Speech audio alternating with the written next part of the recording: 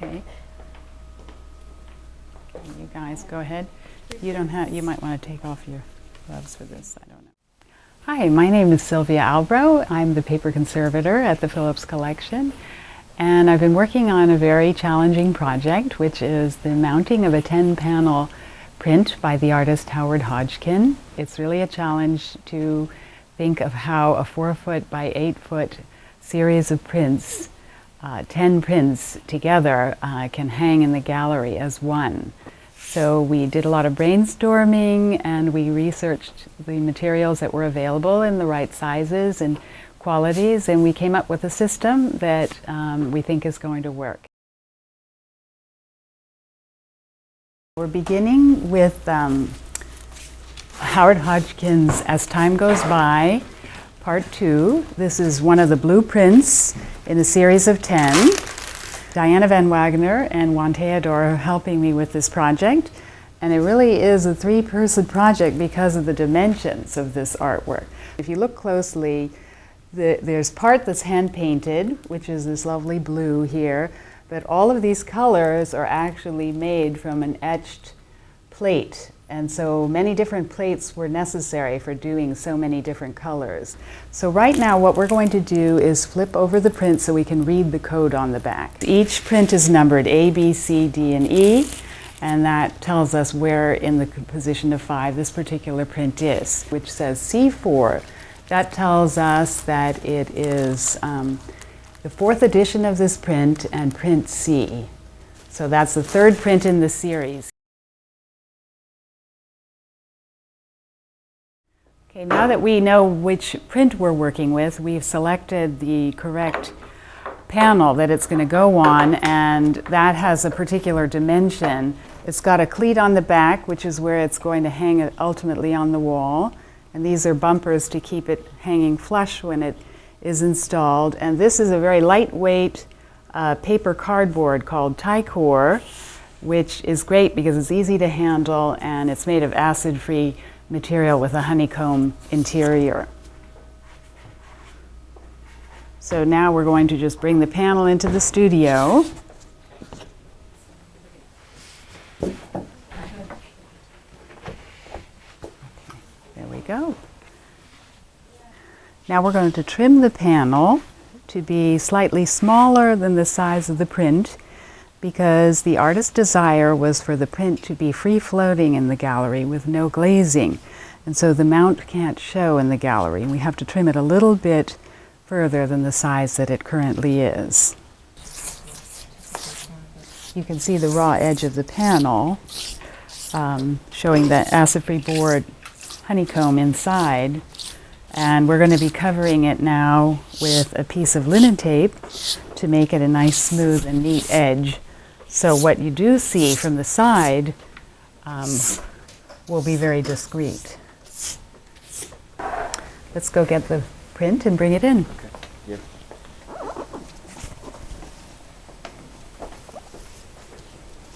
When you're looking at the back of this print, you can see this incredible 3-dimensional quality it has.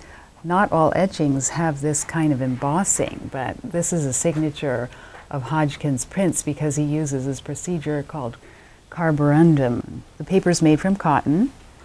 It's 100% rag, very good quality, quite heavy, it's over 300-pound weight.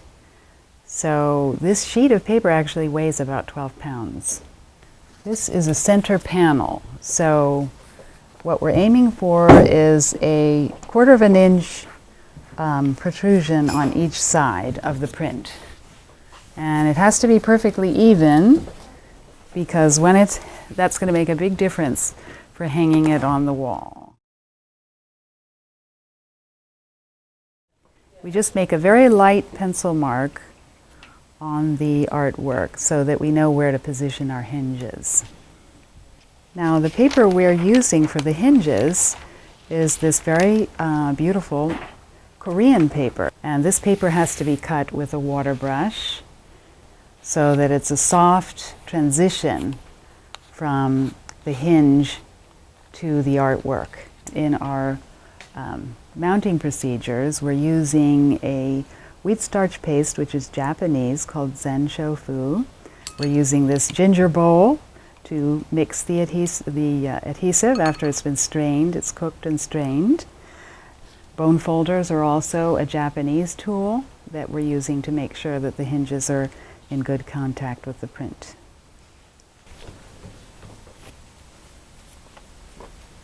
Okay, then we're going to take these blotters and position some by each hinging station.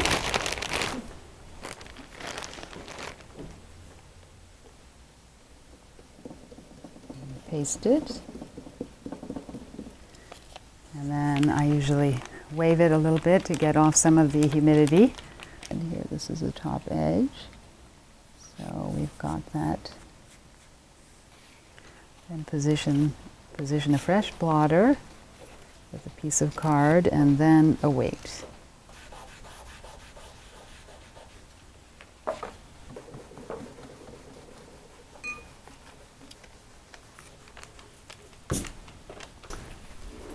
Now we're going to position the back panel according to our marks that we put on the artwork. And now we are going to begin attaching the heat-activated part of the hinge. So before we attach the bevo strips to the panel, we have to make sure that the temperature is at an appropriate point. And so we just put the tacking iron on there for a few seconds. And it'll turn black when it's at a correct temperature.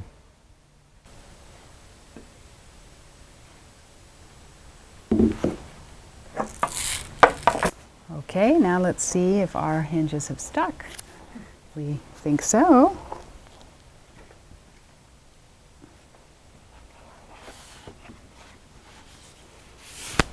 Okay, let's hold it here for a second. So now let's get ready to put it back in the frame.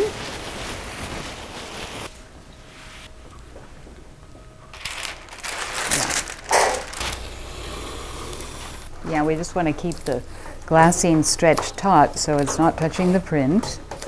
And then the last thing we have to do is write which panel it is on the side of the frame so that when it's time to hang it, we'll know what order to put it in.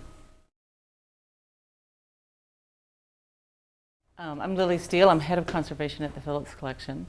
And if it looks like it was a challenge to mount this work of art, which is in 10 pieces, it was an even greater challenge to figure out how we were going to store it in our storeroom, which is already completely full.